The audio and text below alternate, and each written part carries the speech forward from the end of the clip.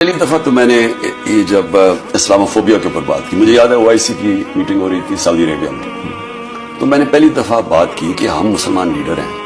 ہمارے نبی صلی اللہ علیہ وسلم کی بےحرمتی ہوتی ہے، ان کی شان میں گستاخی ہوتی ہے۔ ہم نے کبھی یہ کوشش نہیں کی ان کو بتانے کے لیے کہ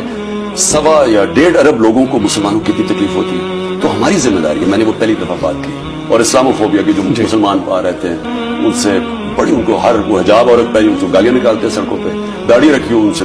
تو میں نے کہا ہماری ذمہ داری ہے OIC کی ہیڈز کی بات۔ تو مجھے یاد ہے میں نے جب کہا تو ان میں سے میں نام نہیں لوں گا، ایک Middle Eastern head of state تھے، تو میرے پاس آیا، اس نے کہا یہ پہلی دفعہ کسی نے بات کی، کسی نے ضرورت ہو یہ بات کرنے کی، تمہیں نہیں پتا یہ تمہارے پیچھے وہ پڑ جائیں گے، تو مجھے پہلی دفعہ بات کی۔ پھر میں نے UN میں بھی تقریر کی، اور اس کے بعد بھی مجھے لوگوں نے، اپنے لوگوں نے کہا کہ تب تک یہ تمہارے، کیونکہ وہ چاہتے نہیں ہیں کہ کوئی ایسی، اور جو ہیں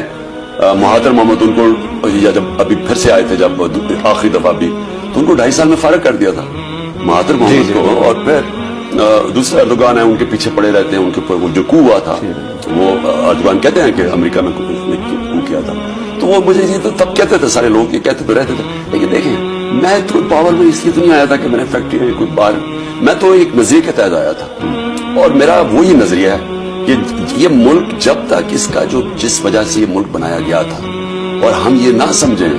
کہ جو ہم نے اتنا بڑا نعرہ دیا تھا کہ پاکستان کا مطلب کیا، لا الہ الا اللہ، اگر ہم اس کو اوپر عمل نہیں کریں گے، اور لا الہ الا اللہ انسان کو آزاد کرتا ہے۔ ہندوستان کے مسلمان انہوں نے بھی پاکستان کے لیے ووٹ دی کیونکہ وہ اتنا پاورفل نعرہ ہے،